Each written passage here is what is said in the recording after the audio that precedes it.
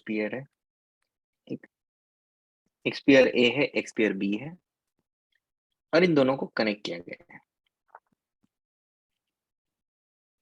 इसकी density dA है,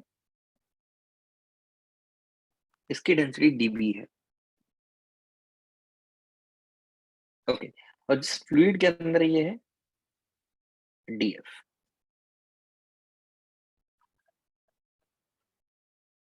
okay, सो ये अरेंजमेंट कब पॉसिबल है? और ये स्ट्रेट एकदम figure with a tension in the string, string में टेंशन है ऐसा ये कह रहा है। ठीक है।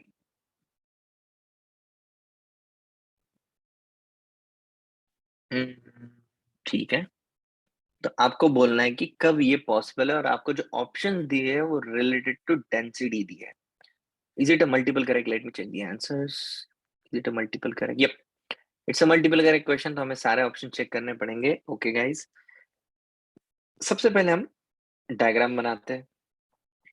ऊपर वाले स्फीयर पे लगने वाला फोर्स एक टेंशन नीचे, ऊपर वाले का mg नीचे, एक बाइंड फोर्स ऊपर, नीचे वाले लगने वाला टेंशन ऊपर, एक mg नीचे, एक बाइंड फोर्स ऊपर। अब इनकी वैल्यू लिख लेते हैं अपन। थोड़ा सा रिवाइज करवा देता हूँ। बाइंड फोर्स होता क्या है? बाइंड फोर्स होता है density of the liquid into volume displaced into G. तो ऊपर वाला फोर्स होगा वॉल्यूम डिस्प्लेस्ड, दोनों के वॉल्यूम सेम ले लेते हैं अपन।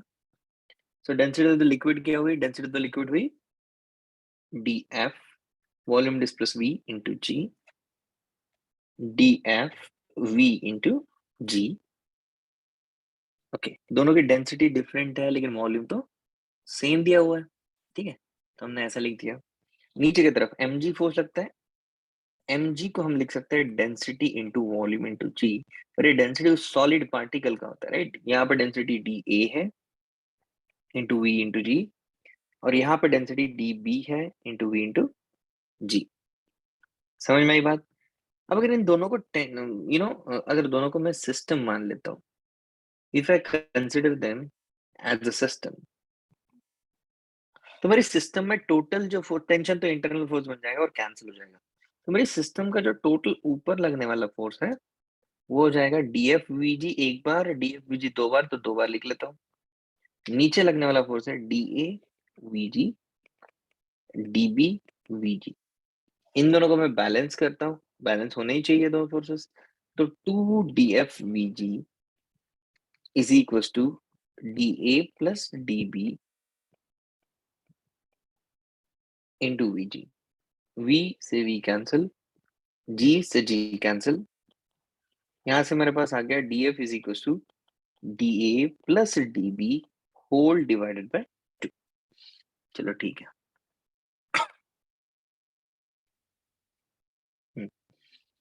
सबसे पहली बात तो मैं ये कहना चाहूंगा कि ये फ्लोट कर रहे हैं, they are floating. If they are floating, definitely जो DF है वो A से बड़ा होना चाहिए, बराबर है? क्यों? बिकॉज A ऊपर की तरफ है। कैसा है A? ऊपर की तरफ। ये तो कंफर्म कंडीशन मुझे मिल रही है। नीचे वाले के बारे में क्या बता सकते हैं?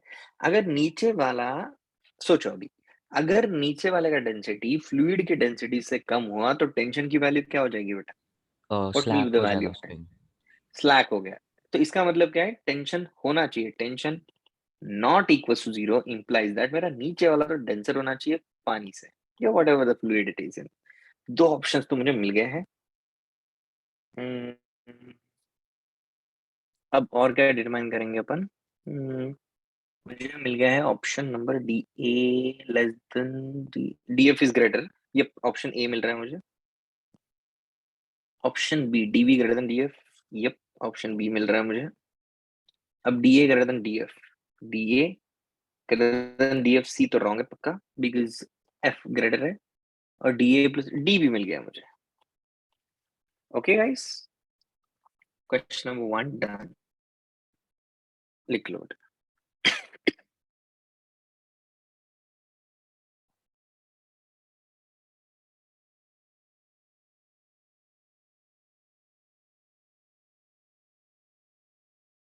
Hello, sir. बोलो sir. Can you please ask yes बोलो someone बेटा। to send the worksheets again, because मेरे device पे open नहीं हो रही है worksheets. I'm not able to see the questions.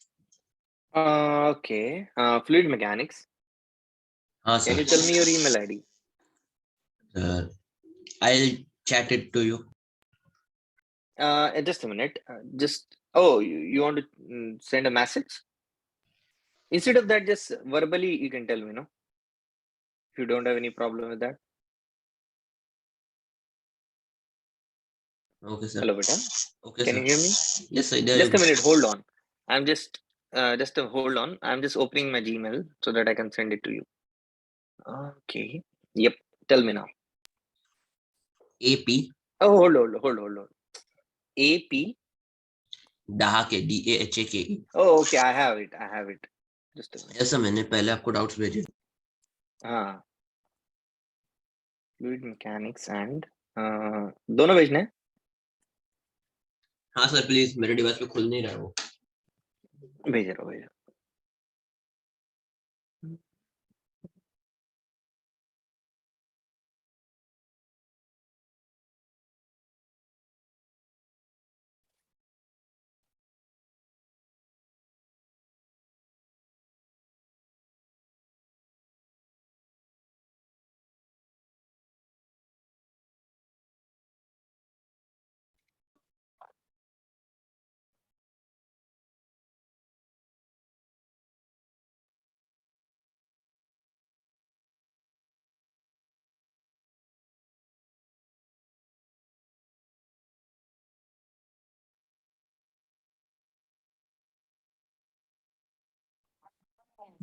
Thank you. Okay.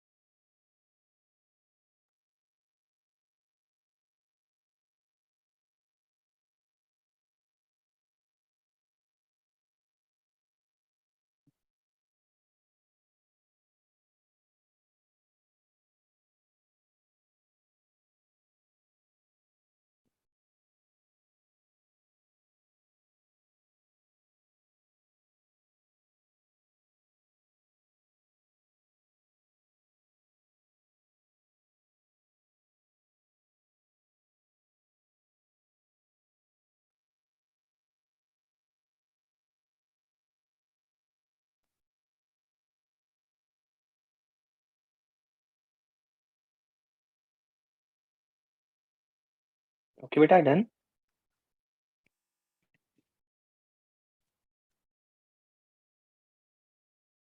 हो गया सबका? Yes sir.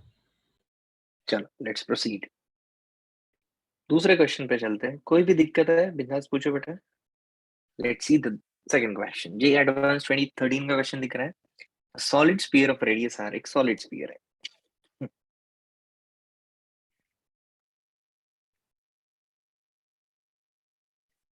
and density rho is attached to one end of the massless spring.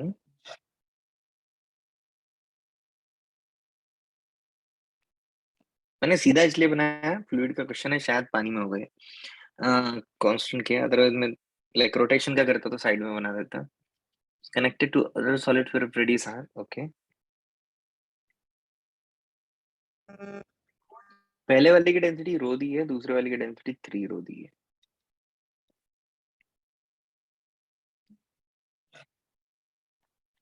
Same ही टाइप का क्वेश्चन है। लिक्विड की density to allow to reach equilibrium, तो okay same type का question है। सेम सेम तरीके से, बस एक स्प्रिंग फोर्स आ जाएगा टेंशन के बदले, और कुछ नहीं है। ओके, सो हम इक्वेशन लिखते हैं ऊपर वाले स्फीयर पे। तो बताओ स्प्रिंग फोर्स कैसा रहेगा, इसके ऊपर नीचे की तरफ, इसके ऊपर ऊपर की तरफ। तो के एक्स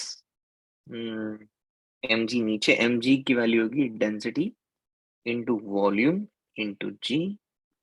रेडियस दोनों की आ रहा है तो वी लिख सकते हैं।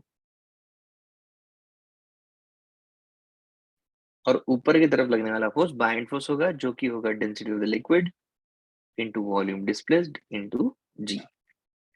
नीचे वाले पे इक्वेशन लिखेंगे, सेम इक्वेशन।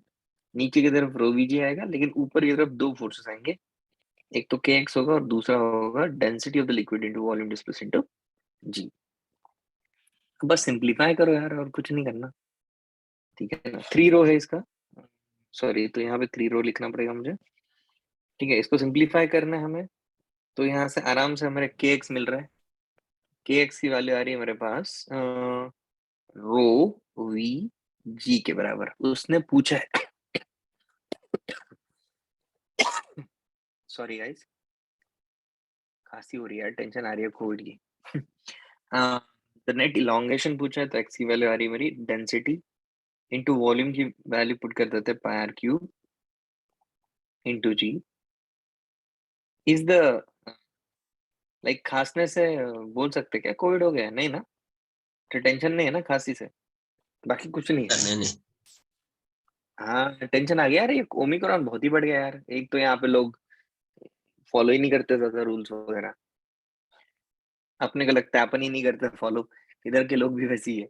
सो मुझे ऑप्शन एक करेक्ट लग रहा है। 1 minute, 4/3 pi R cube rho G by K, correct, option A looks correct.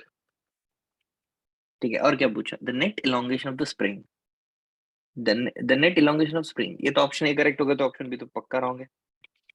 Option C को चेक किया जाए। The light sphere is partially submerge, no, no, it's completely submerged. Why it should partially submerged? Is there any logic? No, everything is balanced.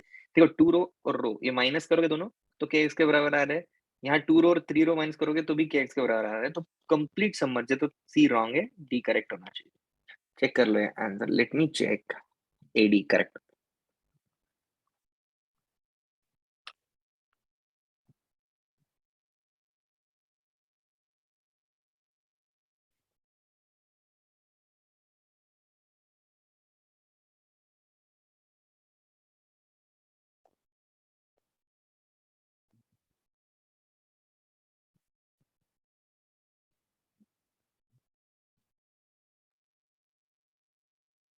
Sir आप वो last वाला elaborate कर सकते हो क्या थोड़ा?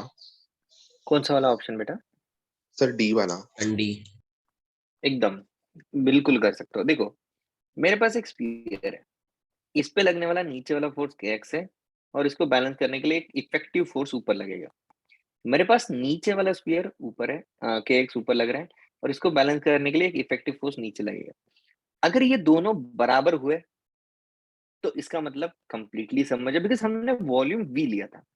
अगर ये बराबर नहीं होते, यहां से कुछ और निकल के आता और यहां से कुछ और निकल के आता, तो इसको बैलेंस करने के लिए हम थोड़ा कम वॉल्यूम अंदर डालते, इसका पूरा नहीं डालते। Is that clear?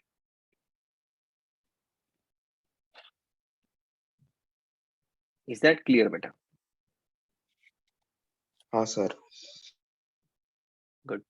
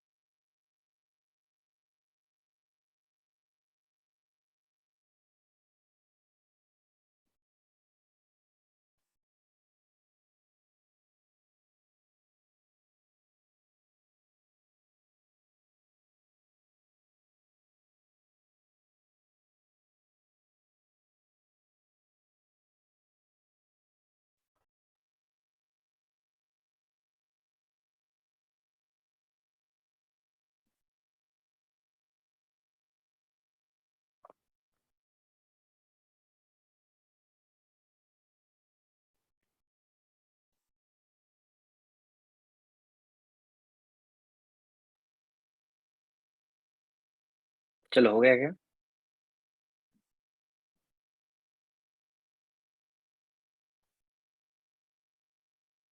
हाँ बेटा, इसके बाद पैराग्राफ है, 2 क्वेश्चन से पैराग्राफ है, करते हैं फटाफट.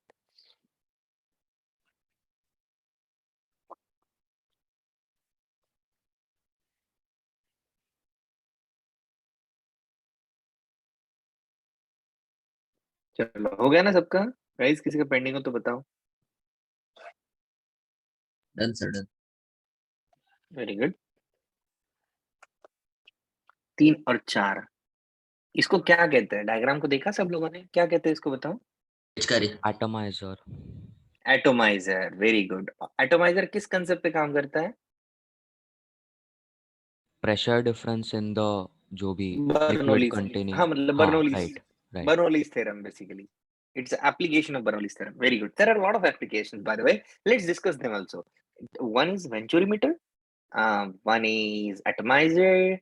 One is siphon tube, and also there is pitot tube. और क्या था? Magnus effect. You remember all of them? Yes, guys. सबको याद है सारा? वेंचुरीमीटर पे भी क्वेश्चन हमें पूछा जा सकता है, तो venturimeter is also very very important. Okay, so let's start the question. So a spray gun, okay, a thin tube of uniform cross section is connected to the nozzle. The other end of the tube is small liquid container. As a piston pushes the air through the nozzle, the liquid from the container rises into the nozzle and spread out. The spray gun shows the radius of the piston. Okay, upper end of the container is okay. So हम dimensions लिख लेते हैं.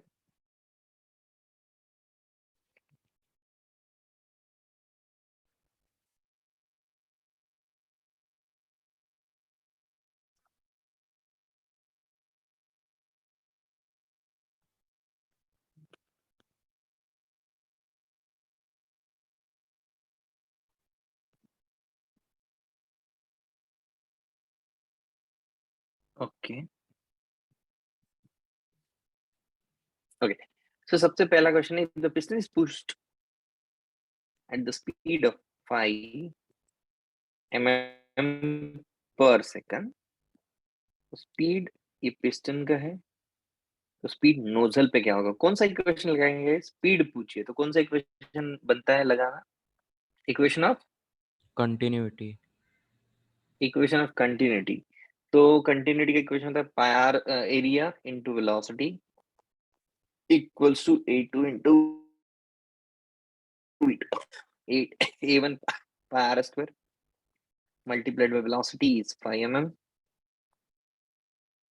per second. A2 है हमारा pi into 1 mm का square into velocity है हमारी v.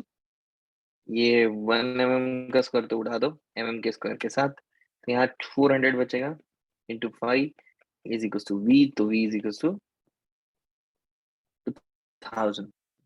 2000 mm आ रहा है पर सेकंड, तो मैं बोल सकता हूँ 2 मीटर पर सेकंड, जो कि मुझे ऑप्शन सी दिख रहा है। क्या हाथों हाथ में चौथा सॉल्व कर लेता हूँ, एक साथ लिख लेना आप लोग। तीसरा कर लिया तो चौथा क्या, if the density of the air is rho A and the liquid is rho, then okay चलेगा। डेंसिटी ऑफ एयर को रो ए लेने के लिए बोला है, density of liquid rho L, piston speed, ये क्या पूछा है, for given piston speed, okay given speed के करस्पॉन्डिंग ओके रेट की वैल्यू पूछी है, किसके प्रोपोर्शनल होगी।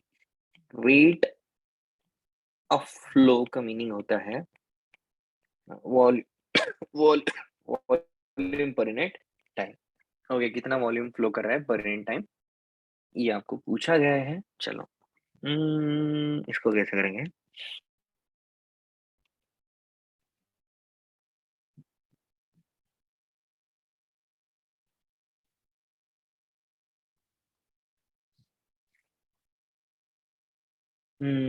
ये ट्रिकी है, सोचने दो। फ्लो रेट को रिलेट करना है मुझे।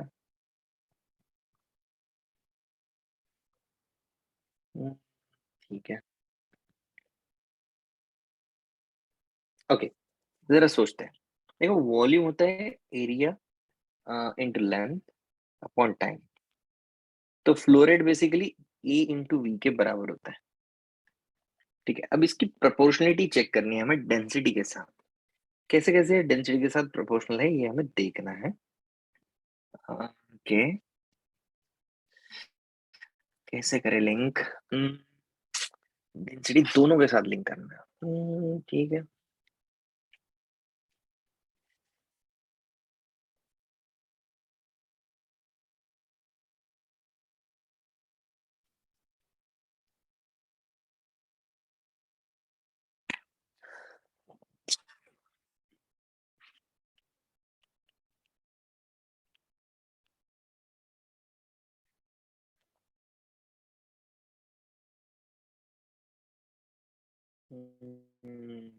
थोड़ा सा सोचते हैं गाइस, अभी भी मुझे कुछ क्यों नहीं आ रहा है। How can I relate it, okay can I use a Bernoulli's theorem, can I use see I have Sure. Two equations. हाँ या you So have any yeah, suggestions. Volume flow rate should be equal to mass flow rate only ना, क्योंकि हमारा cross section का length तो हम same पकड़ेंगे, मतलब across the length which we are going to measure both for the nozzle and the main spray का element, मतलब जो ट्यूब है। तो अगर हमने मास फ्लो रेट का इक्वेशन यूज किया तो हम डायरेक्टली उसको डेंसिटी वेलोसिटी इनटू एरिया लिख सकते हैं। मास फ्लो रेट को एम डॉट से कंसीडर करते हैं, इसका और उसका इक्वल करना है। हाँ तो मास फ्लो रेट के बदले डेंसिटी, मास के बदले डेंसिटी इनटू क्या लिखना पड़ेगा, वॉल्यूम वॉल्यूम। Into area. तो डेंसिटी, नहीं नहीं नहीं नहीं, हाँ density into velocity into area. Density into volume लिखना पड़ेगा, तो but basically density into volume by time लिखना पड़ेगा। हाँ, तो वॉल्यूम वो बाय टाइम में ये वेलोसिटी होगा। एल बाई टी को वी कर हो हाँ, जाएगा। तो सो बेसिकली और मुझे पूछा है फ्लो रेट बेसिकली ये है, इसकी प्रोपोर्शनलिटी पूछी है लेकिन। हाँ तो तेरा कहना क्या है, यहाँ से क्या मिलेगा मुझे, यहाँ से बस मुझे ये मिल रहा है कि rho A V A equals rho B A B V B. How can I relate it with Q, so A, if I can. हाँ हाँ राइट राइट राइट, क्योंकि दोनों साइड तो yeah, एक no, flow but rate I, आएगा। I got I got idea. I got idea. See, I have value of V and VB, right? So what I'll do is I'll take a ratio of the area.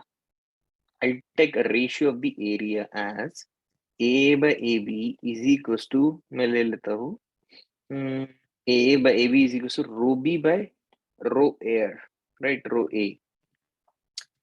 ठीक है, तो flow rate जो होगा वो होगा area और velocity से। ओ, ठीक है, पर अंडर रूट है यार। How can I crack this question? This looks little weird. I'm not actually getting the basic. Which equation should I use to get the answer? Because she is asking me flow rate, and flow rate is simply volume over time. कितना volume बाहर निकल रहा है? That is AL by T. That is A1 V1 पूछ रहा है simply, और कुछ नहीं। और AV का प्रोडक्ट मुझे चाहिए किसके बराबर होगा? सी गाइस, फ्लो रेट मतलब ये तो क्लियर बात है, एरिया इंटू वेलोसिटी होता है, ये तो क्लियर बात है। तो ऐसा करते हैं, हम एरिया ऑफ एयर लेते हैं, वेलोसिटी ऑफ एयर लेते हैं, और यहां से एरिया ऑफ एयर और वेलोसिटी ऑफ एयर का रेशियो निकालते हैं, और rho B V B sorry A B V B divided by rho A के प्रोपोर्शनल है। यहां से मुझे ये तो फैक्टर मिल रहा है, अगर मैं एरिया और वेलोसिटी को कांस्टेंट मानता हूं, पर वो अंडर रूट है ना, अंडर रूट है आंसर में।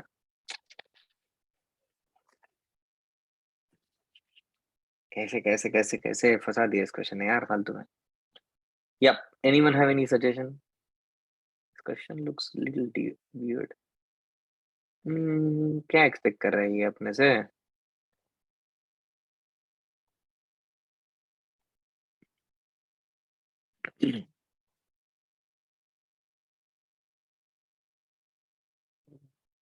इतना तो मिटा देते हैं कुछ काम का।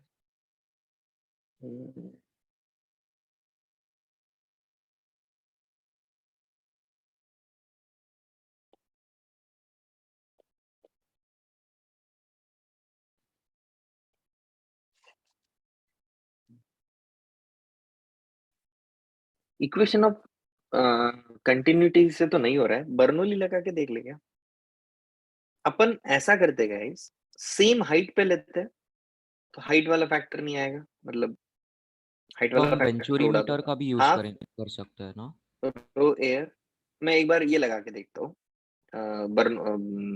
एक बर्नौलीज इक्वेशन। ठीक है, सेम हाइट पे तो हाइट उड़ गई। क्या था अपना equation? Half rho v square plus rho g h plus half rho v square plus rho g h plus तीसरा टर्म बोलो, रो पी नॉट। तो pressure same level, pressure same ले लेते हैं दोनों में, पी नॉट, और ये हाफ रो तुम्हारा nozzle multiplied liquid multiplied by v liquid का स्क्वायर प्लस पी नॉट।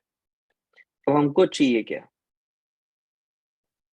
हमको चाहिए वॉल्यूमेट्रिक फ्लो रेट, तो इसको उड़ा दिया, और हमने अभी देखा कि फ्लो रेट बोले तो एरिया इंटू वेलोसिटी होता है।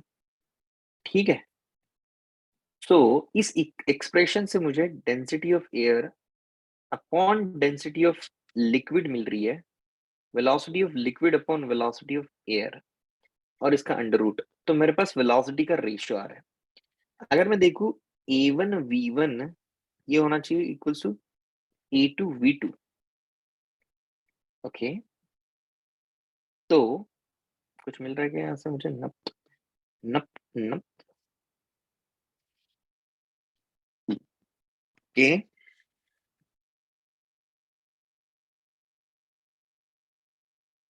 Okay, got it guys. देखो, अगर मैं वेलोसिटी ऑफ एयर को रिप्लेस करना चाहूँ तो मैं क्या कर सकता हूँ?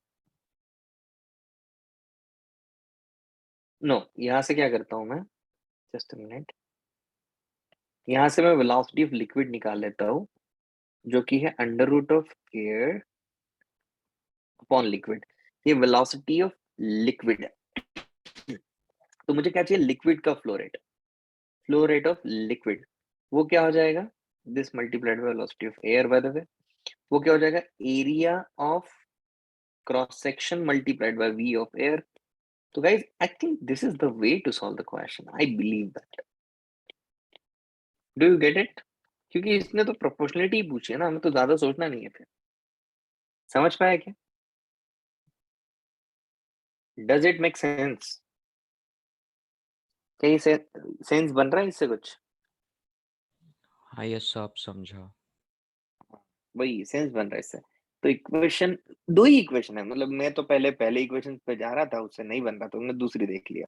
चलो कर लो दोनों सॉल्व।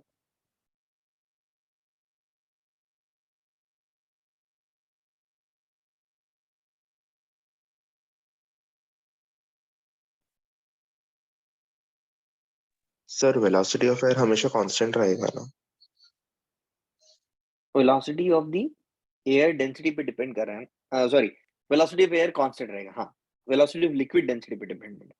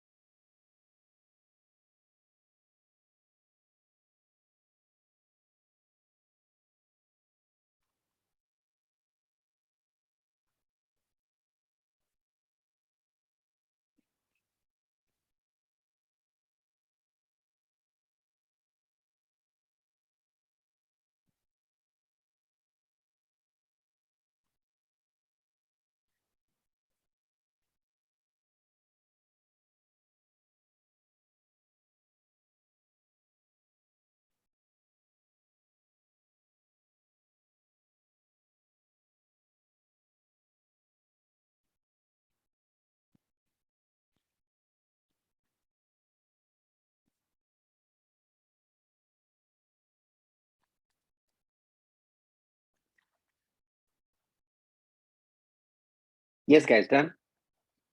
फोर्थ हो गया, थर्ड हो गया सबका। नीचे करूँ?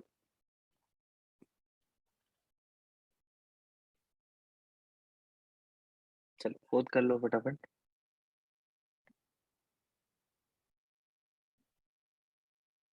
सर थर्ड वन का लोअर हाफ दिखा दो। ये हाँ सर।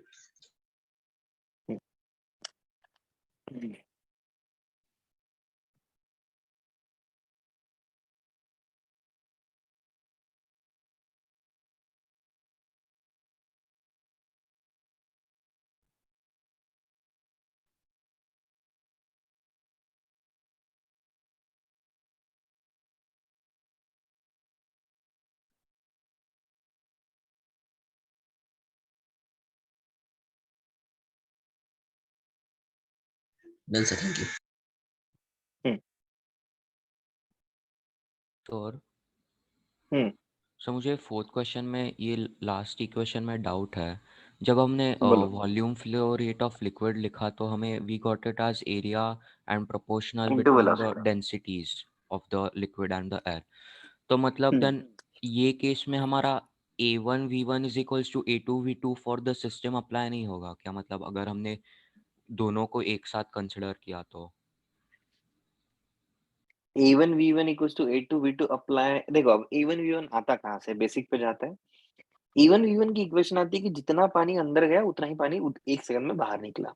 Yes sir. तो बात करता है पानी के मास की, राइट? सो मास फ्लो रेट की बात करते हैं, तो मास फ्लो रेट यूजुअली जब डेंसिटी कांस्टेंट होती है तो मास flow rate volume flow rate के बराबर होता है।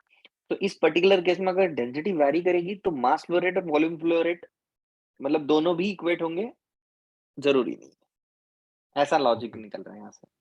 Okay got okay. It?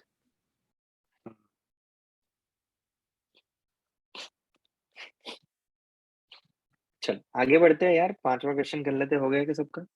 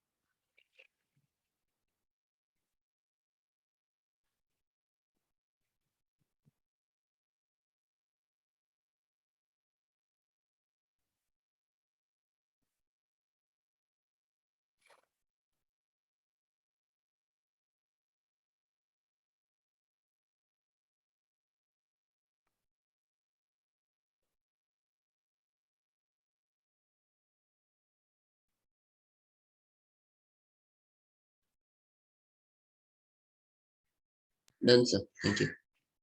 Okay चल आगे बढ़ते।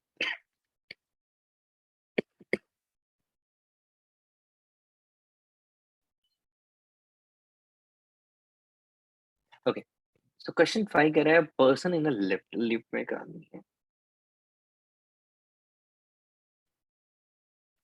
holding a water jar which has a small hole at the lower end of its side.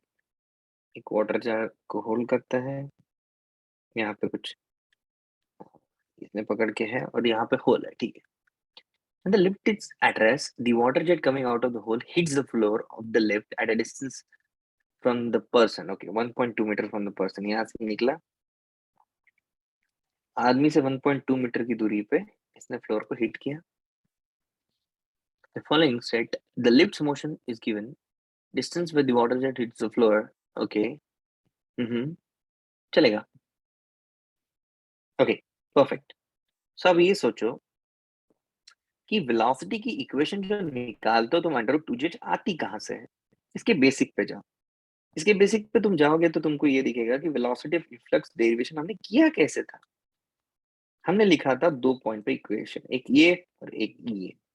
इस पॉइंट की प्रेशर को हम लिखते थे एटमॉस्फेरिक प्रेशर प्लस नीचे है ρgh तो ρgh प्लस वेलोसिटी इसकी 0, बाहर वाले पॉइंट का प्रेशर प्लस हाफ ρv²। ये हमारा एक्सप्रेशन हुआ करता था। अब सोचो अगर मेरी लिफ्ट ऊपर एक्सेलरेट करने लग गई तो नीचे का प्रेशर बढ़ गया। ρgh के साथ साथ एक टर्म आ जाएगी ρah, okay, which is equal to हो जाएगा तुम्हारा P0 प्लस हाफ ρv²।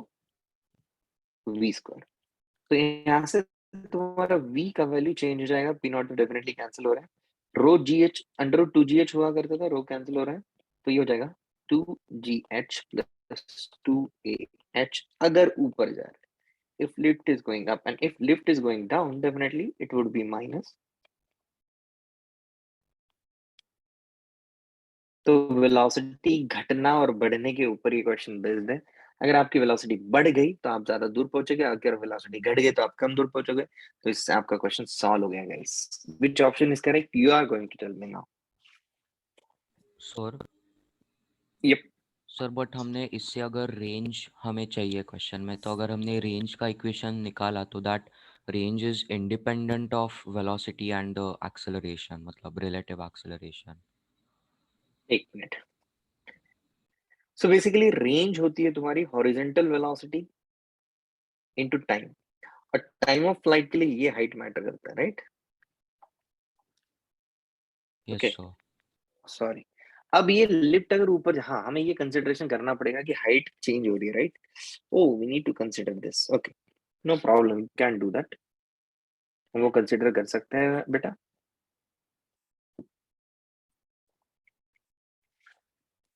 तो ऐसा समझते हैं कि अगर बिकॉज लिफ्ट ऊपर जाएगी तो एच की वैल्यू भी चेंज होगी डेफिनेटली। तो हिट करने के ओके, लेकिन उसने पूछा है कहाँ हिट करेगा, तो टाइम ऑफ फ्लाइट और डिस्टेंस। ओके या it matters. Okay so let's discuss that. तो रेंज की वैल्यू है आपकी horizontal distance, horizontal velocity into time of flight. Time of flight निकालने के लिए अपन क्या करते हैं, एक चीज को फेंका गया, लेकिन ये जो फ्लोर है ये खुद भी ऊपर आ रहा है, ये खुद भी नीचे आ रहा है। सबसे पहले ऊपर आ रहा है, लेट्स से फ्लोर कितने एक्सेलरेशन से ऊपर आ रहा है, लेट्स से ए एक्सेलरेशन से ऊपर आ रहा है। अगर मैं फ्लोर को रेस्ट में मानूं तो इसका एक्सेलरेशन ए प्लस जी हो जाएगा। जी तो पहले ही था, लेकिन ए प्लस जी नीचे हो जाएगा। तो हाइट इसकी है S Y is equal to half A T square, तो टाइम ऑफ फ्लाइट आ रहा है 2h बाई ए प्लस जी का अंडर रूट, जब लिफ्ट ऊपर जा रही है, when lift is going up. उससे मेरा रेंज का फॉर्मूला आ गया, हॉरिजॉन्टल वेलोसिटी, हॉरिजॉन्टल वेलोसिटी आपको पता है जब लिफ्ट ऊपर जा रही है तो है मल्टीप्लाइड बाय, तो यहाँ से निकल के आ रहा है, यहाँ से 2 common, h common, a plus g cancel हो गया,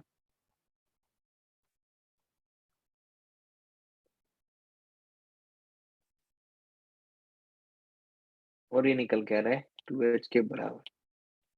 और हमारे पास h की वैल्यू हमें पता नहीं है, तो इनिशियल केस का रेंज निकालना पड़ेगा हमें और h देखना पड़ेगा, उससे डिटरमाइन हो पाएगा। ठीक है, सो ये बहुत ही अच्छा और बहुत ही वैलिड पॉइंट इसने बताया, क्योंकि हम ये भूल गए कि लिफ्ट ऊपर जाने से फ्लोर भी ऊपर आ रहा है ना। तो सबसे पहले क्या करते हैं हम, जो नॉर्मल केस है, नॉर्मल कंडीशन है, इस केस की रेंज निकालते हैं। इस केस की रेंज निकालने के लिए टाइम ऑफ फ्लाइट होता है, कितना आ रहा है, 2 का फैक्टर ना, 2h बाई जी आ जाएगा। ओके, और रेंज हो जाएगी horizontal velocity into time of flight, जी जी गैप 2h, इक्वल आ रहा है भाई मेरा, तो एकदम इक्वल आ रहा है। ऊपर जाते समय नीचे, नीचे जाने वाले भी देख लो, इक्वल ही आ जाएगा शायद, देख लो कौन सा ऑप्शन सी सही है। ठीक है बेटा, वेरी गुड ऑब्जर्वेशन बेटा। P का 1 है,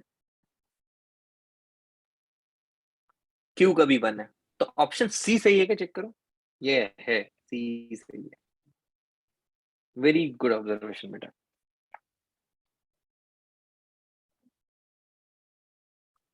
ठीक है, ये लिख लो, बड़ा अच्छा सवाल लगा मुझे ये। कहाँ से था ये, यहाँ से।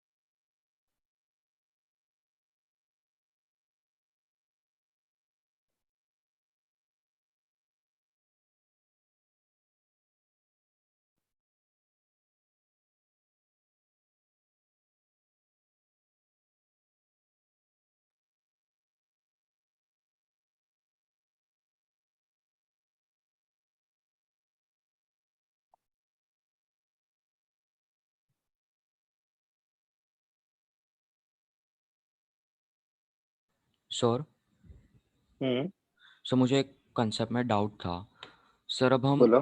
जब मीन फ्री पाथ लिखते हैं फॉर अ फ्लूइड, और अगर हम मीन हम्म, फ्री पाथ लिखने जाए फॉर एन आइडियल गैस, तो मतलब दोनों का सेम ही होना चाहिए ना? या फ्लूइड के अगर पार्टिकल्स, हाँ, फ्लूइड के particles, if viscosity is not considered. But even if viscosity is not considered, हम सरफेस टेंशन कंसिडर करते हैं ना। ऊपर वाले पार्टिकल्स का तो सरफेस टेंशन थोड़ा सा रोल प्ले करेगा और थोड़ा चेंज करेगा शायद सिचुएशन को, तो बट क्योंकि देन ऊपर वाले पार्टिकल तो ओपन है ना सीधा। बट मीन फ्री पाथ का देन इक्वेशन कैसा लिखेंगे विद सरफेस टेंशन?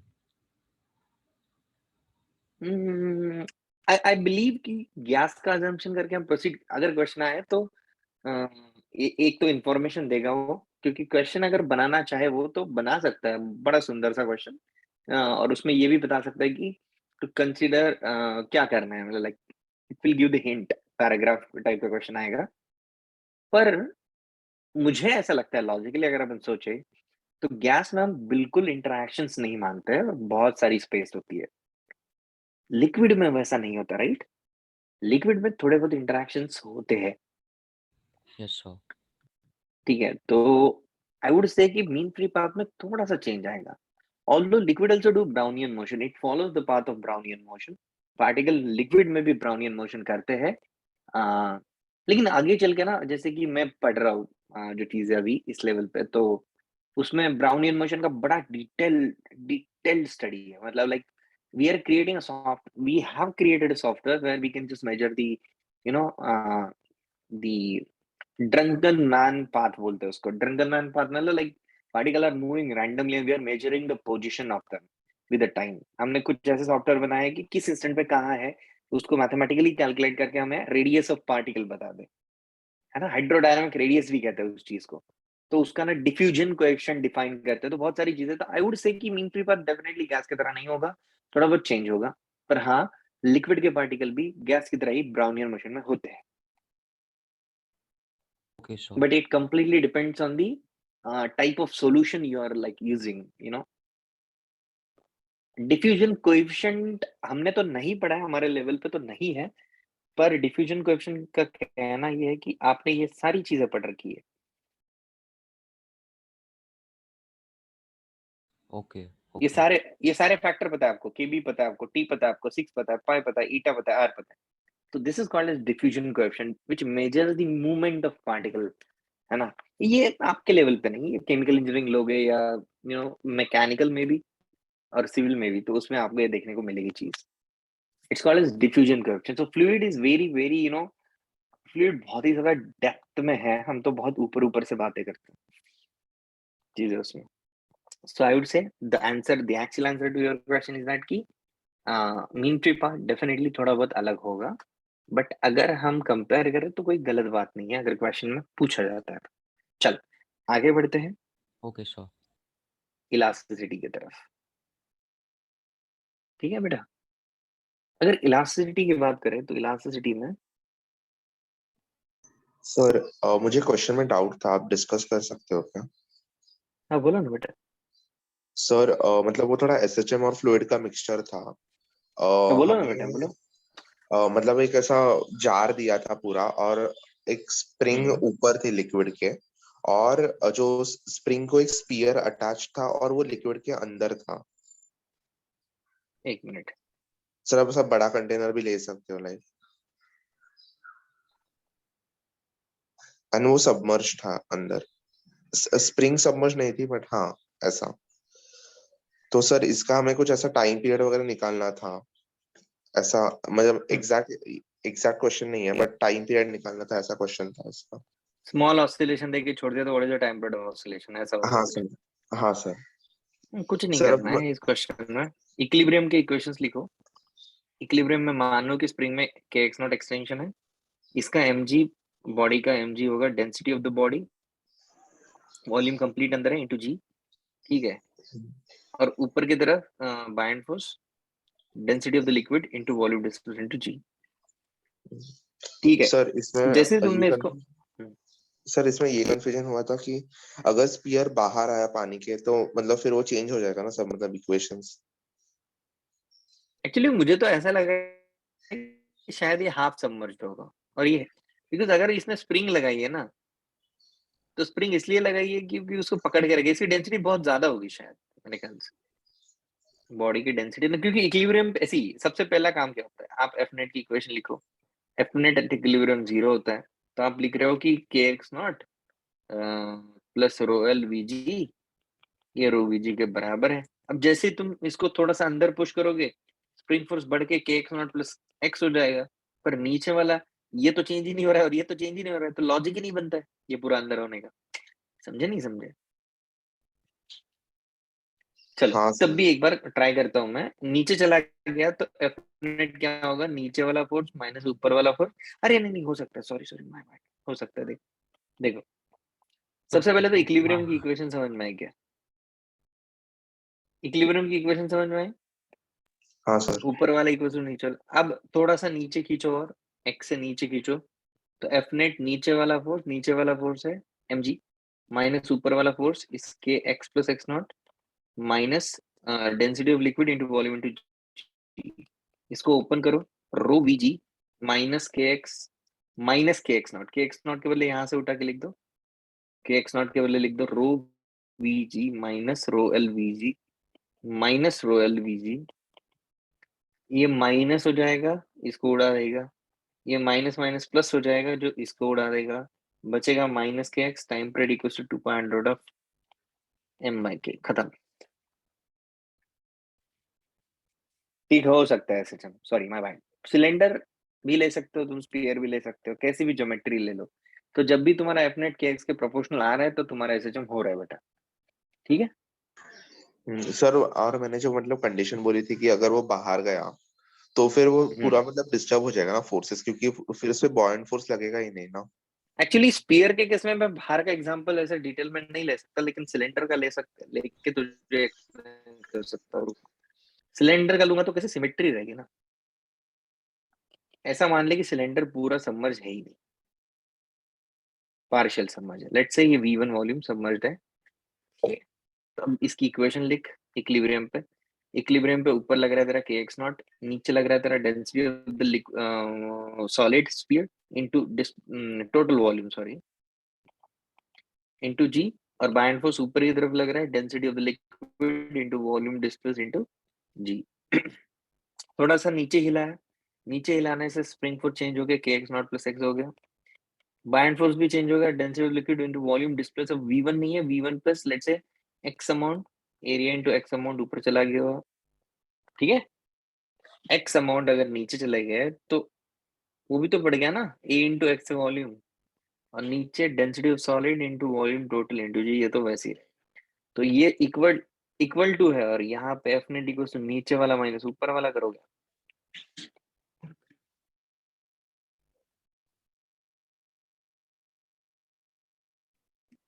ठीक है। अब देखो यहाँ से K X naught rho L V L G, K X naught rho L V L G, ये जो है इन दोनों का एडिशन किसके बराबर है, रो एस टी वी जी, rho S V T G. तो ये उसको उड़ा देंगे, बचेगा क्या, माइनस के बचेगा minus rho liquid into area into X into G. यहाँ से एक्स कॉमन निकलेगा, K plus rho L A G bracket में आएगा, तो यहाँ से टाइम पीरियड निकल जाएगा, कोई डिस्टर्ब नहीं हो रहा है टाइम पीरियड।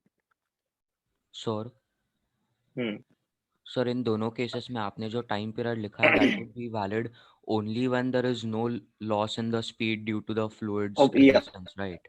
यप, इफ वरना तो एक it's infinite considering GP no जैसा बनेगा। damping, हाँ, correct, considering no damping motion, no damping. If you are considering damping, obviously there will be SHM, but that SHM is it's called as what it is called as a damping oscillation ही बोलते हैं उसको। It will be oscillation, but it will be called as damping oscillation, and damping oscillation have a variable amplitude. The amplitude will change with the time. You got it? Okay बेटा, चलो आगे बढ़े। 3 more questions. Done बेटा? जिसने doubt पूछा था clear है बेटा चीजें तुझे? हाँ सर। चलो आगे बढ़ता हूँ, कुछ लिखना नहीं है ना? नहीं सर, नहीं सर। चलो, तो इलास्टिसिटी की बात करें। इलास्टिसिटी का क्वेश्चन 1 दिख रहा है मुझे।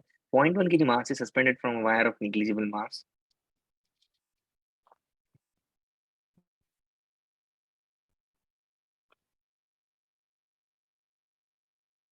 The length of the wire, okay, 1 meter, and its cross sectional area is cross.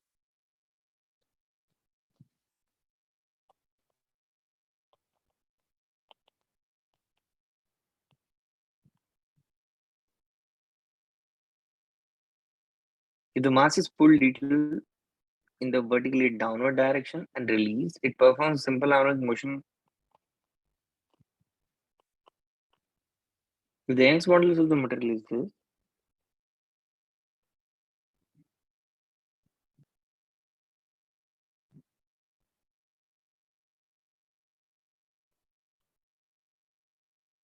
N की वैल्यू क्या होगी?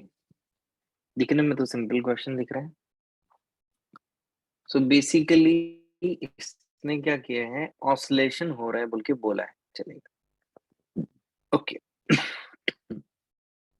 तो देखो भाई, इसको मैं कंसिडर करता हूँ एक स्प्रिंग और एक मास, जैसे हमने अभी किया था। और अभी हमने डिराइव किया था कि टाइम पीरियड आता है ऐसे सिस्टम का 2.8 of mass divided by coefficient के। अब अगर मैं स्प्रिंग फोर्स को कंपेयर करूं, देखो आपको पता है हुक्स लॉ होता है kx, और यहाँ पे फोर्स की वैल्यू क्या होती है, stress upon strain is equal to Young's modulus stress upon strain. Stress होता है फोर्स अपॉन एरिया, ये होता है change in length upon original length. तो यहाँ से मिल जाएगा, देखो तुम्हें फोर्स का value y into X divided by L multiplied by A. तो यहाँ पे स्प्रिंग कांस्टेंट होता है तुम्हारा y बाय एल। अगर अपन कंपैरिजन करें, हमने किया भी है क्लास में, y बाय एल तुम्हारा स्प्रिंग कांस्टेंट होता है। यहाँ पुट कर दो इसको, तो टाइम पीरियड निकल रहा होगा y बाय एम एल, ऐसा कुछ। ठीक है, ये तुम्हारा टाइम पीरियड है। सो तुम्हारा ओमेगा होगा under root of y divided by m l, correct. और उसने क्वेश्चन में हमें दिया हुआ है ओमेगा, तो ये गिवन है। यंग मॉडुलस पता नहीं है, राउंड कर दो। एरिया हमें पता है, मास हमें पता है, लेंथ हमें पता है। गाइस कैलकुलेशन है, आप करोगे कैलकुलेशन। Sorry guys.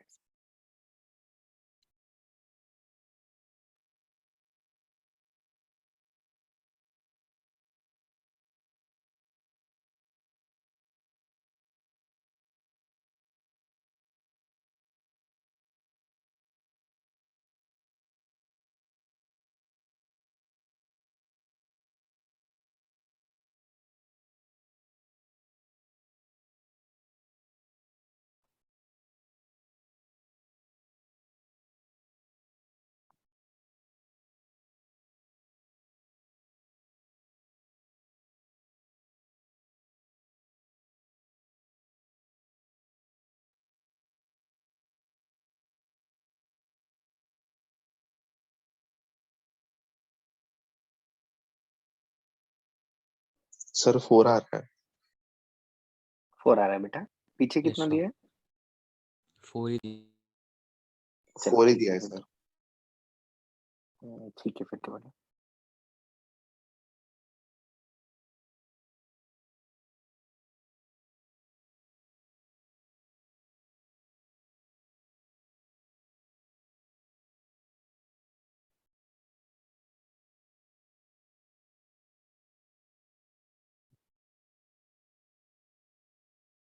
चलो फिर आगे बढ़ते हैं।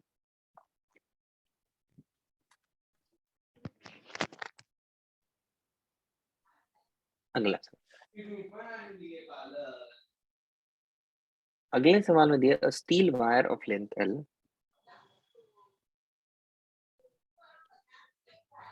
नहीं दिए length 40 degree centimetre grade pay है, सीलिंग से सस्पेंडेड है, और यहाँ मास फिर से वैसे ही क्वेश्चन, मास एम हैंग है कि वो उसके फ्री एंड से 40 से टेम्परेचर को चेंज करके 30 किया, इलांगेशन होगा, सॉरी कॉम्प्रेशन होगा to regain its original length L. What? Regain its original length L. Oh, okay, okay. So extension की वजह से इसके मास का जैसे लेंथ बढ़ा, लेकिन कॉम्प्रेस करके लेंथ को वापस करने की सेम करने की कोशिश की गई। Okay fine, make sense. The coefficient of the linear thermal expansion alpha given है आपको।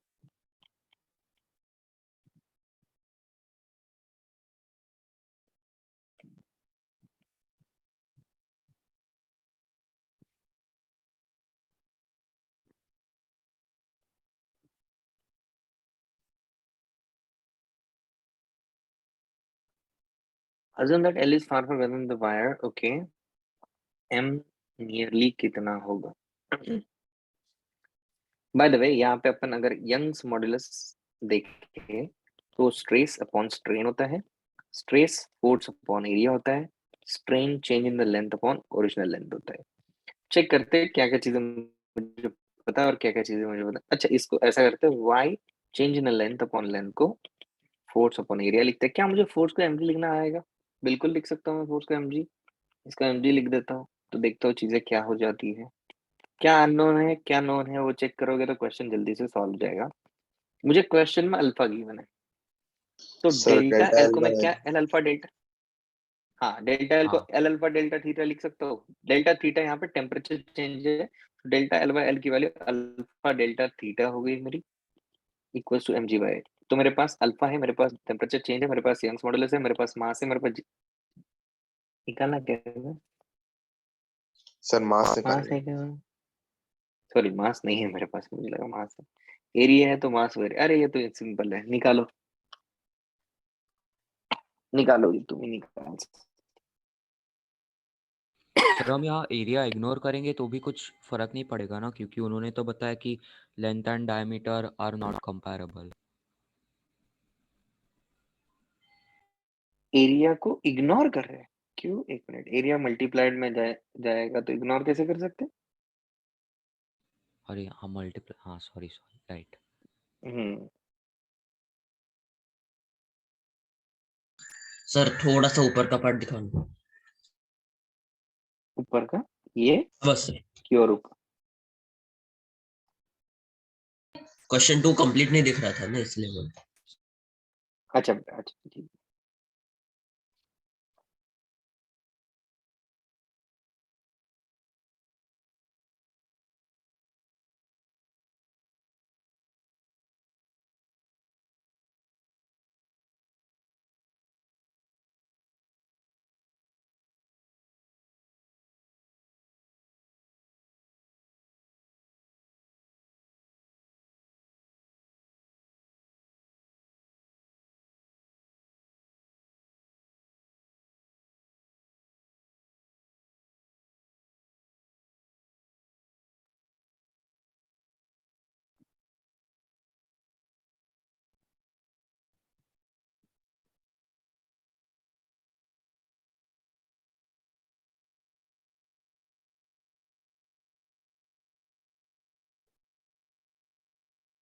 सर 31.4 कुछ आ रहा है।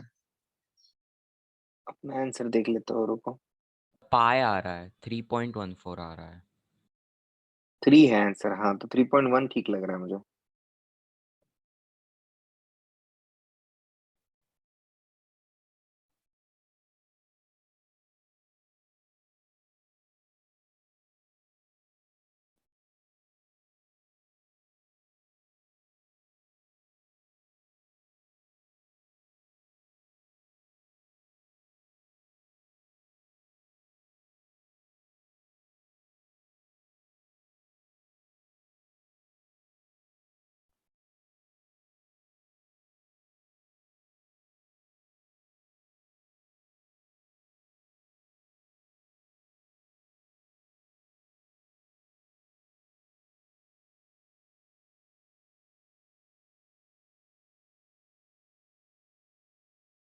सर थोड़ा नीचे का स्लाइड करो, नीचे स्लाइड करो।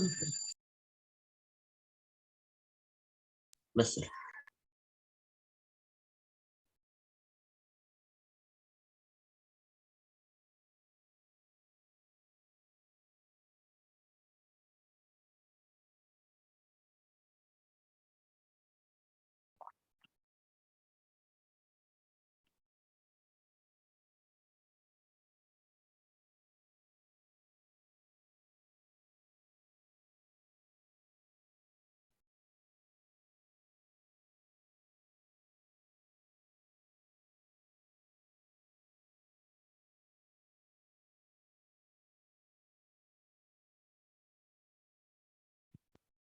सर आगे आंसर।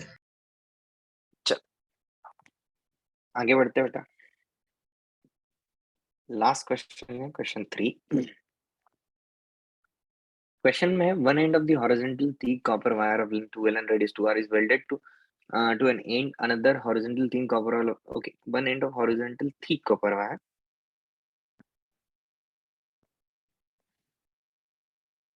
एक मिनट गाइस,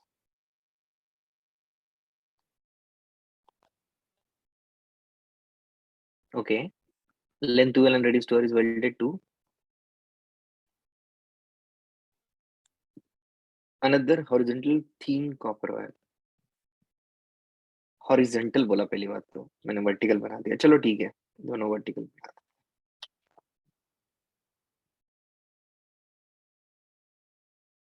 दोनों एंड पे फोर्स लगाया गया, ठीक है। ओके, रेशियो ऑफ इलोंगेशन पूछा गया। अच्छा, इन दोनों में सेम चीज क्या रहेगी गाइस? इन दोनों वायर में सेम चीज क्या होगी बताओ? Young's modulus. यंग्स मॉडुलस, और यंग्स मॉडुलस होता है स्ट्रेस अपॉन स्ट्रेंथ। तो एफ बाय ए, फोर्स भी सेम लगाओगे, F by A change in length for first wire upon original length of first wire is equal to F by A. A भी अलग होगा तो A1 A2 लिखते हैं। Change in length of second wire upon length of second wire. Clearly F तो cancel होने वाला है, क्रॉस मल्टीप्लाई करते हैं तो delta L2 by L1 A1 equals delta L1 by L2 A2। हमें पूछा है delta L1 by delta L2, जो कि होगा L2 by L1 A2 bye A1। L2 by L1 है 2L bye L। Okay, L2 मैंने इसको माना 2, इसको माना 1, तो 2 का एरिया पाई आर स्क्वायर बोले तो 4 का टर्म आएगा और यहाँ 1 का टर्म आएगा। 8:1 होगा या 1:8 होगा, वॉट एवर इज आस्क्ड।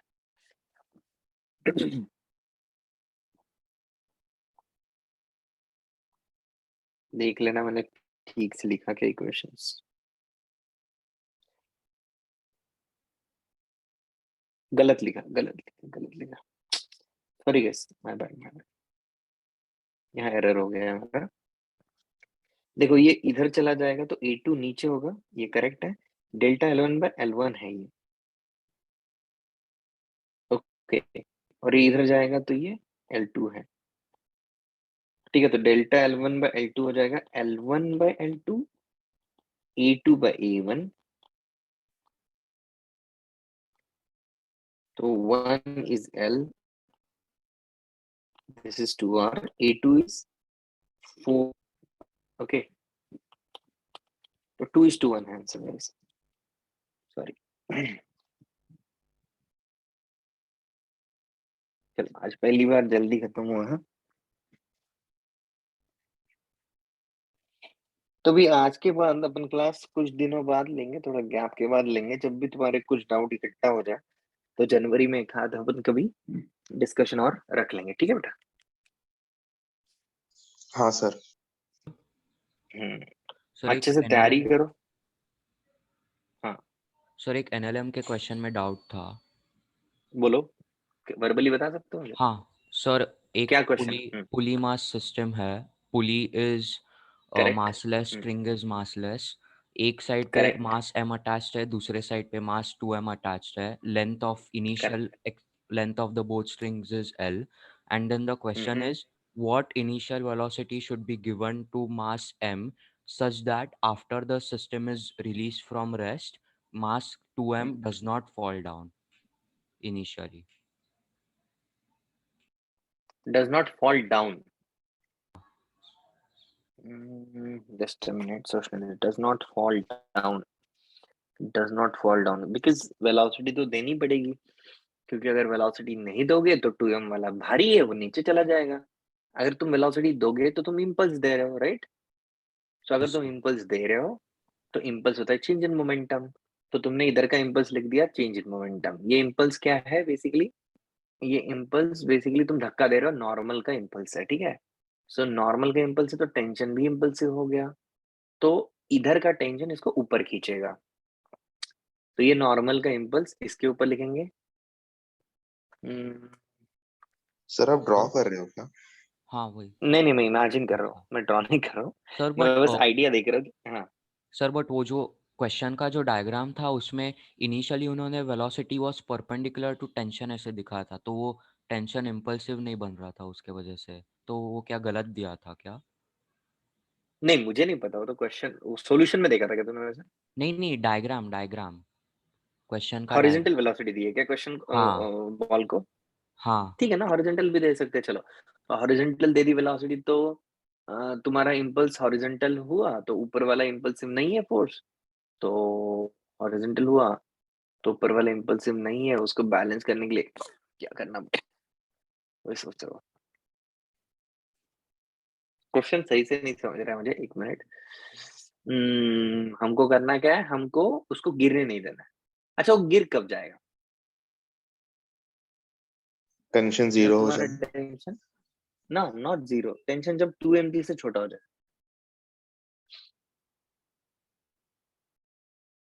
है ना। हाँ टेंशन सर अगर बराबर। 2 mg से छोटा हो जाए तो कंडीशन तो मेरी ये है कि tension should not be less than 2 mg। तो tension should not be less than 2 mg, तो टेंशन का impulse should not be less than, क्या लिखेंगे, इम्पल्स, मुझे लगता है इम्पल्स ही होना चाहिए क्वेश्चन। ठीक है, पर अगर हॉरिजॉन्टल वेलोसिटी दी तो सर टेंशन का बट इम्पल्स लिखोगे कैसे? सेकंड बॉडी पे इम्पल्स कैसे आएंगे ना, मतलब स्ट्रिंग पे अगर इम्पल्स ही नहीं हम्म लगेगा तो सेकंड बॉडी का हम कंपेयर नहीं कर पाएंगे ना सर। बराबर है, बराबर है। जस्ट मिनट सोचने दो, और क्या कर सकता हूँ। नीचे नहीं जाने देना बोले तो मेरा टेंशन का वैल्यू इतना होना चाहिए, और मेरा इधर की तरफ झटका में दे रहा हूँ, कितनी वेलोसिटी दे दूं कि ये नीचे ना जाए, तो वेलोसिटी देनी पड़ेगी। वेलोसिटी इक्वल्स टू, वेलोसिटी अगर मैं दे रहा हूँ तो चेंज इन मोमेंटम करवा रहा हूँ, रेस्ट से सिस्टम को मैंने पकड़ के रिलीज कर दिया, नो नॉट रिलीज किया, झटका दिया नीचे। हाँ, और मैंने आपको वो क्वेश्चन मेल किया है। मेल किया है, ठीक है, मुझे ईमेल ओपन करना पड़ेगा।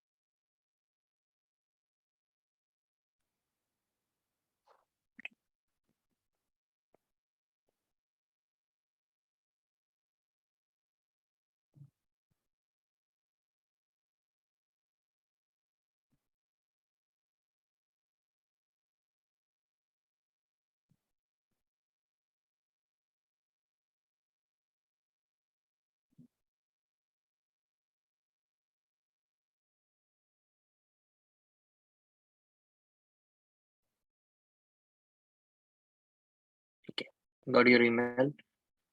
In the figure, masses m and 2m, let me see, are joined by light in extensible string passing over a light pulley. ठीक है,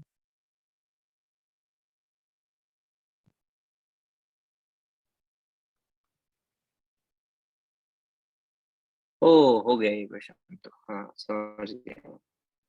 आइडिया है, ये डायग्राम देख, ऑप्शन देख के आइडिया आ रही है मुझे। मुझे लगता है सर्कुलर मोशन इन्वॉल्व है इसमें, ना कि कोई और कंसेप्ट। देखो भाई, किसी भी इंस्टेंट ऑफ टाइम पे अगर मैं ये देखूं तो ये मास इस तरफ जा रहा है, ये टेंशन टी है, mg नीचे लग रहा है, इसके पास वेलोसिटी v है। ये कितनी होनी चाहिए कि ये ऊपर ना उठे, या फिर ये क्या बोला उसने, स्टार्ट एक्सेलरेटिंग डाउनवर्ड, ये नीचे नहीं जाना चाहिए। तो इसका टेंशन को हमेशा बैलेंस करना पड़ता है, इसे बैलेंस करना पड़ेगा, फिर इसे बैलेंस करना पड़ेगा। ठीक है, अगर किसी भी इंस्टेंट ऑफ टाइम पे ये एंगल अगर मैं थीटा बोलता हूँ, ठीक है, तो मैं वर्क एनर्जी थ्योरम लगाने की कोशिश करते हैं, एक मिनट, या तो फिर सर्कुलर मोशन का कंसेप्ट। मैं टेंशन को तो 2 mg लेके चल रहा हूँ, हमेशा मेरा टेंशन इतना होना चाहिए, कितना झटका दे, कितना झटका दे, कितनी वेलोसिटी दे कि टेंशन 2 mg हो जाए। ओके, कितना झटका दे, कितनी वेलोसिटी दे कि टेंशन 2 mg हो जाए। जस्ट मिनट, ऐसा क्वेश्चन मुझे याद आ रहा है, मैं वर्क पर एनर्जी पे करवाता हूँ। Let me think one more minute.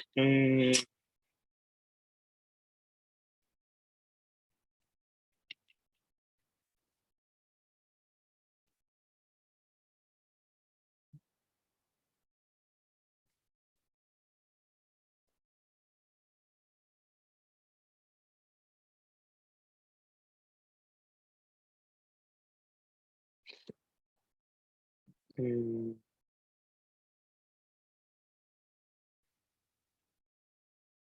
Sir okay work energy guys theorem एक बात, कैसे लगाएंगे? क्योंकि टेंशन का सर नहीं वर्क डन तो जीरो होगा ना। नहीं मैं देख रहा हूँ अभी, मुझे मुझे नहीं पता है solution, I am just thinking about it. So मैं मुझे एक बात बताओ, किसी भी एंगल थीटा पे क्या होगा? किसी भी एंगल थीटा पे अगर मैं इसका डायग्राम बनाना चाहूँ, मैं इसको वेलोसिटी, ये m है तो mg नीचे लग रहा होगा, टेंशन ऊपर लग रहा होगा, और मैं इसको इस डायरेक्शन में अगर वेलोसिटी दे रहा हूँ, तो क्या मैं एक इक्वेशन लिख सकता हूँ, tension minus mg is equal to mv square बना, लिख सकता हूँ क्या? और टेंशन को मैंने क्या बोला कि ये हाँ 2mg चाहिए, ये 2mg से, तो 2mg माइनस mg अगर मैंने किया, नहीं लग रही है शायद जरूरत वर्क एनर्जी की, mv स्क्वायर बाय r आ जाएगा, तो ये mg हो जाएगा, तो v equal under root of m तो कैंसिल हो जाएगा, gl के जैसा कुछ आंसर है क्या देख ले, सी ऑप्शन है क्या चेक कर एक बार, अगर सी हाँ होगा तो सर। यही तरीका है भाई। हम्म,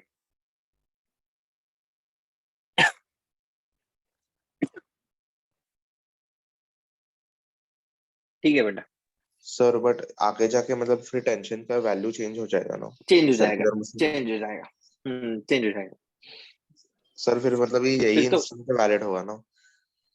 ये ये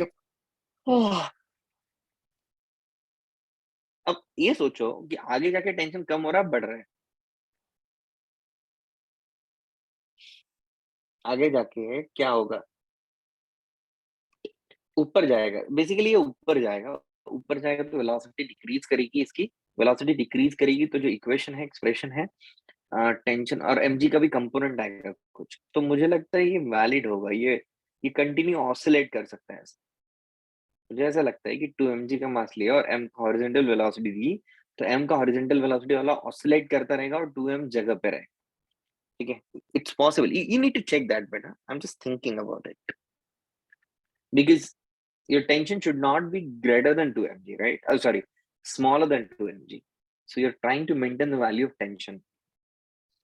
Tell me the tension is maximum at the bottom, right? Yes sir. So अगर आप ऊपर ऊपर जाने लग गए तो टेंशन क्या हो रहा होगा? कम हो रहा होगा। नहीं पर आपकी, नहीं आप अगर टेंशन को कांस्टेंट लो तो चलेगा क्या? ऊपर जाओगे तो टेंशन तो कम होता है यूजुअली, कम हुआ टेंशन तो टेंशन कम होने से 2mg बड़ा हो गया, नहीं नीचे गिर जाएगा यार सिस्टम, गिर जाएगा, ठीक है, इसलिए शायद उसने ये एट अ इंस्टेंट बोला है क्वेश्चन में, नहीं स्पेसिफिकली, ठीक है,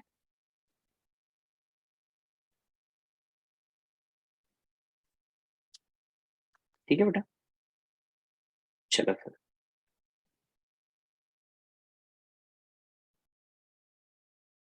सर और मैंने कुछ बेटा, उसका ही नेक्स्ट क्वेश्चन भेजा है।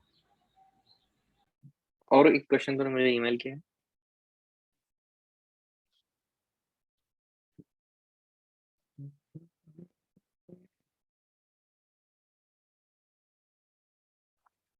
two rods AV and BC, each of them well.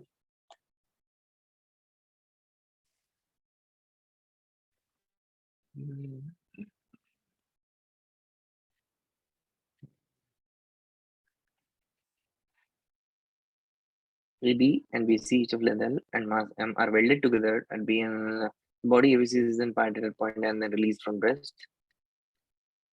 in the position shown. It's observed that the body oscillate for some time before coming to rest.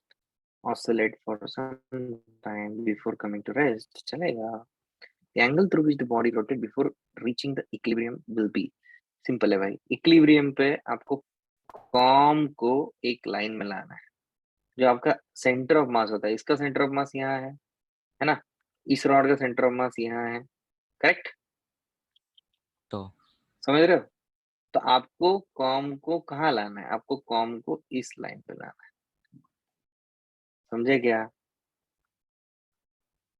Is that clear? तो हाँ आप torque को balance करो इस तरीके से, just balance the torque in such a way that your com should lie on this line, because ultimately आपका mg इधर लगना चाहिए, इस लाइन पे लगना चाहिए, तब इक्विलिब्रियम आती है।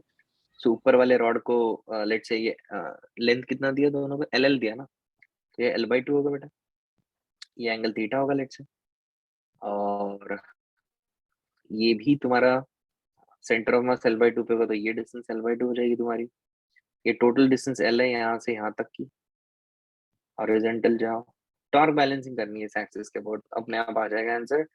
सो ऊपर वाले का टॉर्क आएगा आपका L/2 m एक रॉड का G इंटू L/2 का sine theta which is equal to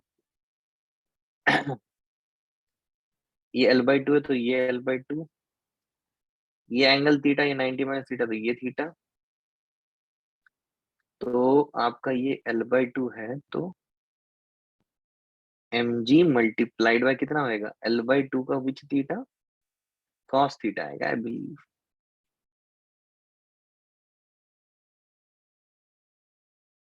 just minute, मैं गड़बड़ नहीं कर रहा हूँ, देख चेक कर लो। Oh sorry, no no no my bad.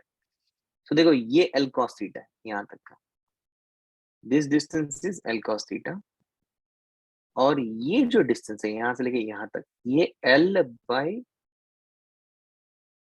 ये L का cos थीटा है यहाँ तक का, और ये टोटल लेंथ L है, ये L/2 तो ये L/2, तो ये होगा L/2 का cos थीटा। थोड़ा गड़बड़ नहीं लग रहा है क्या? थोड़ा गड़बड़ बनाया मैंने डायग्राम, फिर से बना दो, लोचा नहीं होना चाहिए, लोचा नहीं चाहिए, पर वे तो यही होगा भाई, आपका सेंटर ऑफ मास पैरेलल होना चाहिए। ऐसा करते हैं, इसको मानते हैं L, इसको मानते हैं L, ये एंगल 90 डिग्री, फाइनली इक्विलिब्रियम जब आएगा तो ऐसा होगा, ठीक है। तो इसका सेंटर ऑफ मास इधर, ये 90 का एंगल है ऐसे, ठीक है। इसका सेंटर ऑफ मास यहाँ होगा, mg से रिप्रेजेंट करते हैं, ये L/2 लेंथ होगी, ये एंगल थीटा होगा, ये L/2 का साइन थीटा होगा, और ये L cos theta L sin theta होगा, ठीक है। अब यहाँ चला गया मैं, ये mg है, ठीक है, ओके। सो ये थीटा एंगल है आपका, आपको चाहिए ये डिस्टेंस, ये वाला डिस्टेंस चाहिए आपको, ये दिस वन, एक्सिस से डिस्टेंस चाहिए, राइट। सो ये डिस्टेंस कैसे निकालोगे आप, यहाँ से लेके यहाँ तक का डिस्टेंस आपको पता है L/2 है, ये एंगल थीटा, ये 91 थीटा, तो ये थीटा है तो ये cos थीटा हो जाएगा। तो मैं लिख रहा हूँ guys mg multiplied by L/2 का cos थीटा माइनस L का sin थीटा, ये बैलेंस कर रहा है दूसरे वाले को mg L/2 के sin थीटा को, mg L L गैप 1/2 का cos theta equals to 1 plus sin theta divided by 2, sorry 1 sin, like sin theta plus sin theta by 2, तो यहाँ से आ रहा है cos theta is equals to 3/2 का 2 cancel, 3 sin theta, tan theta is equals to आ रहा है मेरा 1/3, ऐसा कुछ है क्या? हाँ सर, option tan D. Inverse, so but logic तो मुझे, समझा होगा, ये क्वेश्चन हाँ देखते ही मैं समझ गया कि ऐसा सर, बट क्वेश्चन में मुझे ये डाउट था कि उन्होंने पूछा कि the angle through which the body rotates, तो मतलब, और उन्होंने हाँ बोला, ओके, हाँ, हाँ तो तो बराबर वो तो है। डैम्पिंग वगैरह भी मतलब समेशन करना पड़ेगा ना, क्योंकि वो, नहीं नहीं नहीं, angle through which it rotate to get equilibrium, ऐसे थी ऐसी हो गई थी, एंगल खत्म, कहानी खत्म, डैम्पिंग वैम्पिंग कुछ नहीं करना, ओ, ऑब्वियसली थोड़ा ओके ऑसिलेट करके रुक जाएगी, बट तब भी आपको थीटा पूछा, ओके। ठीक है। चलो फिर मिलते हैं फिर अगली क्लास में अपन, ओके गाइस, यस सर, चलो बाय सर, थैंक यू। अच्छा, बाय सर, हाँ thank you bye, sir. Take care guys, मिलते हैं अगले महीने, टेंशन नहीं है, बस मुझे बस पहले डाउट भेज देना, थोड़ा सा ना टच आजकल ना छूट रहा है सब्जेक्ट से, तो थोड़ा डाउट पहले भेज के रख देना तो मैं गो थ्रू कर लूंगा, सर यूजुअली आपका तो हो मेल, जाते हैं बट टाइम, सर आपका ईमेल आईडी लिख दो ना एक बार। हाँ लिख रहा हूँ बिफोर द, और जो एडवांस के बच्चे हैं मैं उनको बोलूंगा टेलीग्राम का एक ग्रुप बना दे, ओनली फॉर एडवांस स्टूडेंट बेटा, not all, I last them, but I don't promise. I can't promise that I'll like help you out every day, because that's not at all possible for me, and that's why I'm not making any group right now. It's very difficult, you know. Doing all of these things are very difficult, but तब भी तुम लोगों के साथ थोड़ा सा bonding बन गया है, तो इसलिए मैं चिल आप टेलीग्राम पे नहीं पढ़ा हो? रहा हूँ. हाँ, आप टेलीग्राम पे नहीं हो? I'm on Telegram. Yes, I'm on Telegram, but the I thing is that searched why your I'm name. not. It's Huh? not there. I searched your name. It's not there. I'm I'm there. I'm there. So what I am saying is कि like मैं तुमको like ये promise नहीं कर सकता कि तुम्हारे hard out ले लूँ. Promise नहीं हो पाएगा, because I'm also doing something. But yeah, definitely if you send them and we can meet, you know, once a month, that's good for me. हम डिस्कशन कर सकते हैं एडवांस कर लेके, नॉट मीन्स एडवांस का डिस्कशन अपन करेंगे, ठीक है ना. I like discussing physics. So hope हाँ सर. तुमको जितनी मैंने रिवीजन करवाई है उसका थोड़ा फायदा तुम्हें मिला है, एंड आगे भी अपन बातें करेंगे डेफिनेटली, ठीक है. चलो, अच्छे से Yes, पढ़ाई sir. करो. इट्स वेरी इंपॉर्टेंट कि आप अभी रिवीजन अच्छे से स्टार्ट करोगे, बिकॉज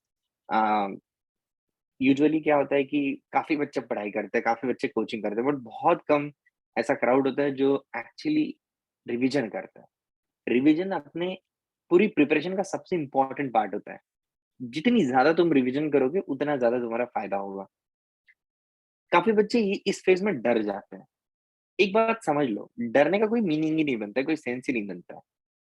इवन इफ तुमने कम पढ़ाई की हो आज तक, इवन इफ तुमने ज्यादा टाइम नहीं लगाया हो, बट ये सोचो तुम्हारे साथ जो कंपटीशन में लोग हैं उनमें भी डर है, सब में डर है. इवन जो पढ़ता है उसको भी डर लगता है. पर अगर हम उस डर से आगे निकल गए तो हम उन लोगों से आगे निकल जाएंगे अपने आप. इवन इफ हमारी किसी से कम पढ़ाई है, हम उसको पीछे छोड़ सकते हैं, उन लोगों को पीछे छोड़ सकते हैं. हमें कॉन्फिडेंस रखना और हमें अब का टाइम यूज करना है, जो टाइम हमारे पास अभी बचा है. जनवरी, फरवरी, मार्च, अप्रैल एंड मई. Okay, so still you have 5 months for JEE advance. और बहुत ज्यादा पॉसिबिलिटी है कि इस 5 महीने में तुम अपने आप को कन्वर्ट करो, चेंज करो. इवन 3 सब्जेक्ट में आपके एक सब्जेक्ट स्ट्रॉन्ग है, 2 सब्जेक्ट स्ट्रॉन्ग है, जेई क्वालिफाई होना is a very very different story. Understanding everything is a very different story. Qualifying the exam is a very different story. Exam attitude होना चाहिए. Exam के approach से question को देखना पड़ेगा. इवन इफ तुम्हें कंसेप्ट पूरा नहीं पता, तुम सवाल को क्रैक कर सकते हो. इवन इफ तुम्हारी रिवीजन, अब जैसे कि ये एनएलएम का सवाल तुमने रैंडमली दे दिया, पर मैंने सोचा कि अरे ऐसा हो सकता है, शायद नहीं हो रहा है तो ठीक है, मैं दूसरा कुछ ट्राई कर लूंगा. वो जो ट्राई करने के क्या बोलते हैं उसको, वो होना चाहिए. आपको मजा आना चाहिए. चलो इससे नहीं हुआ, चलो दूसरा. जितनी ज्यादा चीजें तुम सोचोगे क्वेश्चंस के बारे में, जितना अलग अलग एंगल से सोचोगे, उतनी ज्यादा तुम्हारी पावर डेवलप होगी. और जब तुम टच में रहते हो, फॉर एग्जाम्पल मैं किसी सब्जेक्ट के साथ, मैंने कोई लेटेस्ट टॉपिक पढ़ा है, लेट्स से ऑप्टिक्स पढ़ा दिया फॉर एग्जांपल मैंने, तो मैं ऑप्टिक्स की सारी चीजें जानता हूँ कि कहाँ मुझे फंसा सकता है. तो रिवीजन की वजह से वो होता है. पर अगर मैं ऑप्टिक्स 2 साल ना पढ़ा और 2 साल बाद देखूं, तो मुझे भी सवाल सॉल्व करने में टाइम लग जाता है. तो ये exam time constraint important factor है इस एग्जाम का. तो अगर आप टाइम जल्दी सॉल्व करना चाहते हो तो आपको सब्जेक्ट के साथ टच में रहना पड़ेगा. आपको बार बार रिवीजन करनी पड़ेगी चीजें. आपको जानना पड़ेगा कि एग्जामिनर का एटीट्यूड समझना पड़ेगा कि ये यहाँ फंसा सकता है, या ऐसी बात डाल सकता है, ये ऐसा लाइन लिखा तो इसका मीनिंग ये होता है. फ्री फॉल जैसे अपन लाइक रिलीज बोलते हैं, तो जैसे हमें याद आता है रिलीज बोले तो U0 लेना है. वैसे बहुत सारी चीजें फिजिक्स में होती है जिससे क्वेश्चन सॉल्व होता है. तो अपने एटीट्यूड को इम्प्रूव करो, बचे हुए टाइम को बहुत इफेक्टिवली यूज करो. जेई एडवांस कुछ जरूरी नहीं. आई हैव सीन पीपल जो बहुत ही यू नो आखिरी में प्रिपरेशन स्टार्ट करके एग्जाम को क्वालिफाई कर चुका. और मैंने ऐसे भी बंदे देखे जो बहुत सालों से प्रिपरेशन करके, बहुत अच्छी प्रिपरेशन होने के बाद, due to low self confidence नहीं हो पाई एग्जाम. मेरी खुद की बहन, ठीक है, मेरी कजिन सिस्टर है दूर की, उसका बहुत अच्छे से पढ़ाई हुआ था, लेकिन एक कॉन्फिडेंस की कमी थी. डर लगता था उसको. तो डर नहीं लगना चाहिए. अरे जो कर रहे हो करो भाई, सीखो, एंजॉय करो चीजों को. लोगों से आगे बढ़ना है तो थोड़ा सा डिफरेंट सोचना पड़ेगा, अलग सोचना पड़ेगा, और चीजों को फेस करना पड़ेगा. समझ में आ रही है क्या बात सबको? हाँ सर. हाँ, तो टाइम का अच्छे से यूटिलाइजेशन करना. अभी ज्यादा क्लासेस के पीछे मत भागना. I would say this is a time to self study, to invest time in the self study. जितनी ज्यादा सेल्फ स्टडी करोगे, जितनी. और in fact one more important thing I will tell you right now, exams ज्यादा ज्यादा दो. Revision best होती है एग्जाम के थ्रू. क्वेश्चन सॉल्विंग के थ्रू होती है, राइट? आपने कोई रोटेशन की वर्कशीट उठाई, आप बैठ गए रोटेशन की रिवाइज करने, नहीं होगा। लेकिन आपने क्वेश्चन ट्राई किया, खुद के माइंड को फोर्स किया याद करने के लिए, स्ट्रेस लगाया उसके ऊपर, तो डेफिनेटली चीजें याद होगी, याद आएगी। और जो नहीं याद, उसके बाद अगर तुम थ्योरी देखोगे तो बड़ा जल्दी से थ्योरी रिवाइज हो जाएगा, और आपको ये भी पता चलेगा कि मुझे क्या याद नहीं रहता है। That's a very very good way of revising things. Okay, just follow that and I promise you you'll definitely get into good IIT or good NIT or either IISc। चलो मिलते हैं बच्चों, आज के लिए इतना काफी है। टेक केयर बेटा। ओके, ख्याल Bye, sir. रखो अपना। Bye, sir. Thank you, yes sir. Yes, bye guys, bye, Thank you, take sir. Care. Bye, sir. Good night, sir.